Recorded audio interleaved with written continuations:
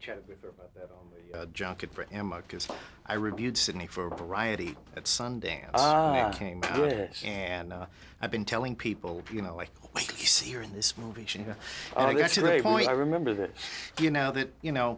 it got to the point where people, Joe, did you make this movie up? Right. It's like, no. It's, You got caught up in some battle. But... Joe Leydon, Leydon, tight shot on Mr. Pitt, 2-shot over his shoulder. Try not to make me look too fat. Okay. Brad, let me say at the outset, my father is from County Sligo, Ireland, so I have something of a familiarity with the accent. You got it down really solid. Great, thank you. How difficult was that? Well, accents have never been my strong point, so it was, I put a lot of work into it ahead of time, and had a coach named Brenda Gunn who helped me out extensively. And once you found the rhythm, it seemed to kick in all right. Did you have any preconceived notions about the IRA before you started work on the film, and did they change while you were working on the film? Oh, they definitely changed. I wouldn't say changed, I just didn't know anything about it, other than the headlines, terrorists, and there certainly is that aspect, but I had no idea what they're fighting for. I was surprised how little I knew and how little is printed here, and how much of it's controlled. And yeah, I was surprised. And yet I still say there's no way I could understand it all after,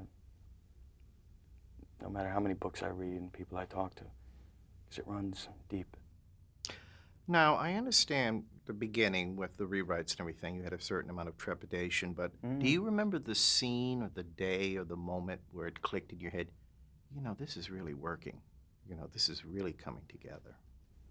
Well, I go to the basement scene because it was such a trap to fall into politics and preaching and all of this, and I think we avoided it. Now, I've often talked with actors who tell me what they've learned from working with another person. Sometimes it's surprising, Meryl Streep talking about what she learned from Diane Keaton, for example, during Marvin's Room. What do you think you learned from working with Harrison Ford? I learned I would say a grace of simplicity, a grace within simplicity. Why I've always loved Harrison. Why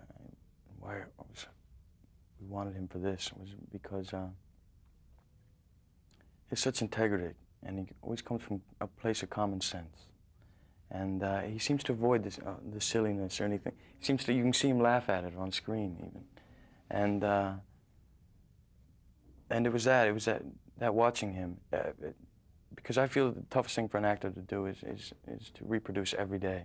It's very hard because you keep this temptation to push and throw all these things in and be big, and it's the natural actors who are the best, and he's definitely one of our best. Do you find that, because in recent years you tend to be teamed with, older actors or actors who've been in the spotlight for a longer period of time? I enjoy that. Is that sort of like a constant learning process for you? Yes, definitely. And it's feeding off of, and maybe it's symbiotic, I don't know, but I certainly get a lot out of it. Get a fire out of watching The Wiser.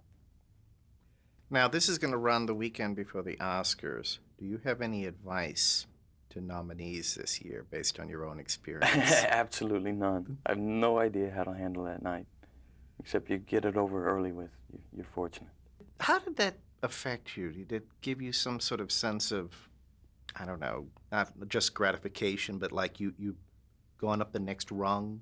I haven't put that much thought into it. I guess, sure, it always feels good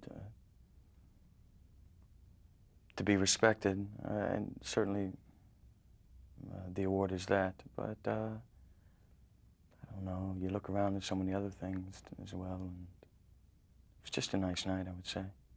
Yeah. Well, congratulations on a very fine performance and a very fine film. Great. Thank you very much.